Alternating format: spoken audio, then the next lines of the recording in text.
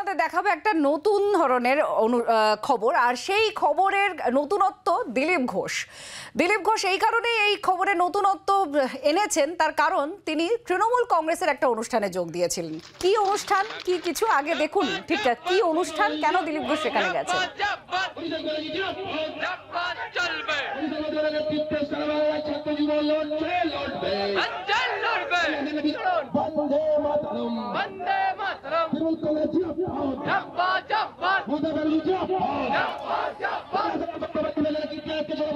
দিলীপ ঘোষ তৃণমূল কংগ্রেসের একটি অনুষ্ঠান, সেই অনুষ্ঠানে যোগ দিলেন।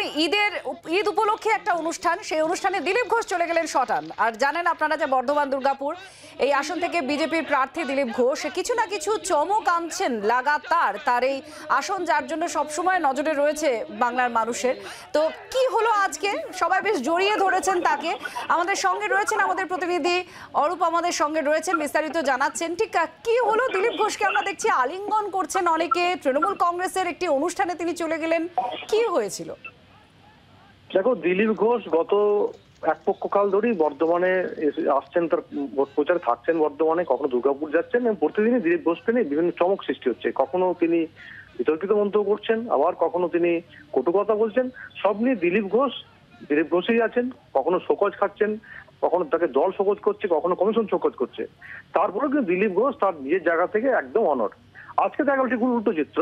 তৃণমূল কংগ্রেসের উদ্যোগে বর্ধমানের তালিদ গ্রামের দিঘির পাড় যে এলাকা, সেখানে তৃণমূলের যে দলীয় কার্যালয়, সেখানে জল ছত্রের একটা অনুষ্ঠান করা হয়। যেহেতু ঈদ আছে সেই এলাকায়, সেখানে ব্লক সভাপতি আছেন এবং যুব সভাপতি আছেন।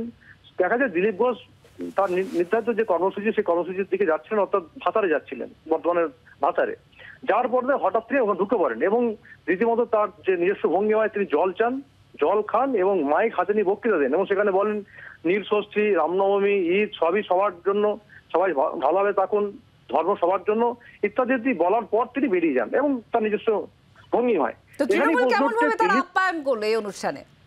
দেখো, যখন দিলীপ ঘোষ ঢোকে ওই অনুষ্ঠান মঞ্চে, তখন কিন্তু অনেকেই অবাক হয়ে যান যে দিলীপ ঘোষ যা তিনি সবসময় কটাক্ষ করেন বিভিন্ন বিষয় নিয়ে, সেই দিলীপ ঘোষ যে তৃণমূলের মঞ্চে এসে বক্তৃতা দেবেন, তাদের হাতে জল খাবেন, এটা কিন্তু খুব একটা স্বাভাবিক ব্যাপার নয়।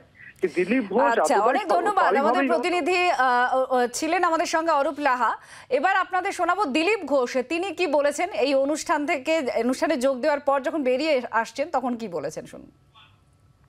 ওরা আমাকে, যারা ঈদ উপলক্ষে জলসত্র করেছেন, মুসলিম ভাইরাও ছিলেন, টিএমসি ঝান্ডা ছিল, কিন্তু আমাকে এসে ডাকলেন, আমাকে শরবত খেতে আমি খেলাম, বলে বসুন।